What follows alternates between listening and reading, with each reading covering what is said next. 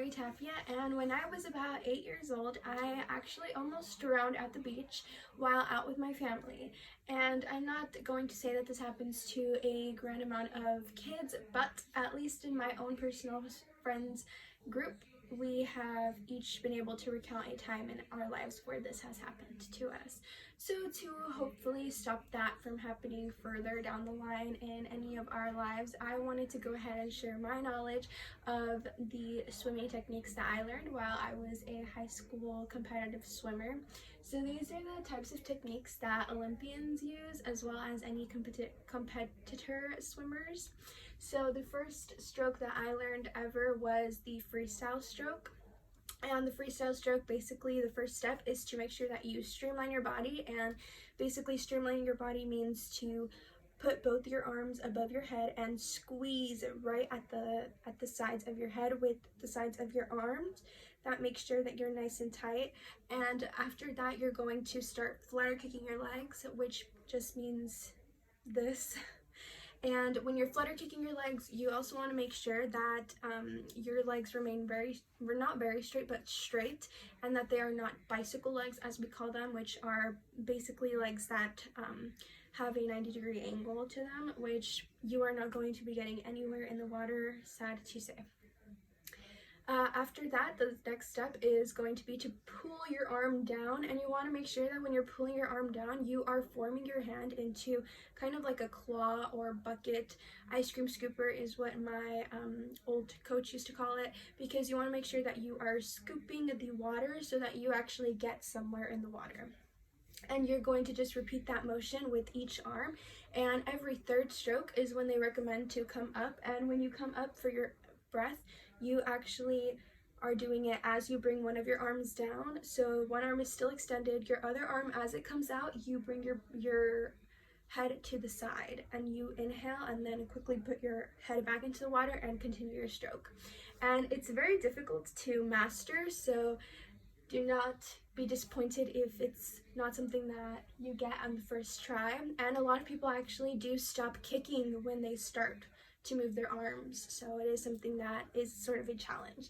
The next stroke, and one of my favorite strokes, is the backstroke. This is more of a lounging stroke, I would say. It is definitely the easiest stroke to master, in my opinion. So for this one, what you're going to do is lay on your back in the water, and when you're laying on your back in the water, you are just going to bring your arm up and into the water and push the water to the side of you, and then your arm goes to the side of your body, and you're just going to repeat that with both of your arms, so forth, so forth. And because your head is above the water, you do not need to worry about turning for air. And also the leg motion is the same as freestyle, which is just going to be flutter kicking and just making sure that your legs remain straight, so that way you can actually get somewhere in the water. The next stroke is the breaststroke. That is what I would call the third easiest stroke, if you could even call it that.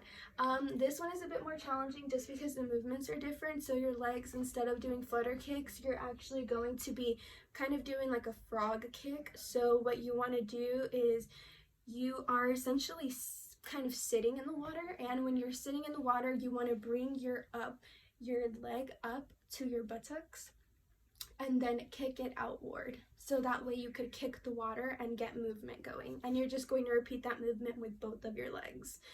And once both legs are there at that meeting point, then you're going to kick out.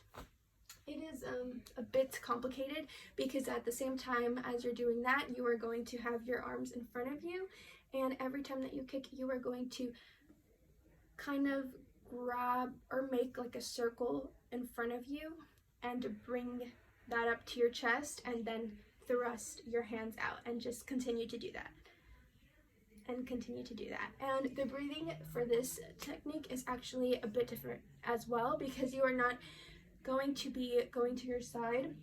Instead, you are going up and down, bobbing up and down into the water. So every time that you come out of the water is when you take your breath, and when you go in is when you exhale your breath. The last stroke is the hardest, which is the butterfly stroke. So the butterfly stroke is the hardest because it's the most challenging on your body, because it requires that you use your entire body. So for this one, the kick is also different. It is a dolphin kick, which means that your legs are together and they are fluttering together in the water. As your legs are doing that, your arms are coming down the side of you and then back up again under the water. And as you do that, when you come to the front, you push yourself out of the water, and that is when you take your breath. So you have to make sure that you are doing that together, and it does get incredibly tiring for your arms. These techniques are very difficult to master, and they're not a joke, but they are definitely very helpful in the long run. Whenever you are out and about, you could whip out a breaststroke or a backstroke because they're relaxing, or you could challenge your friends to freestyle swim off. It's a very good skill to have in life, and yeah, I hope that these strokes help anyone if anyone was ever interested in swimming techniques.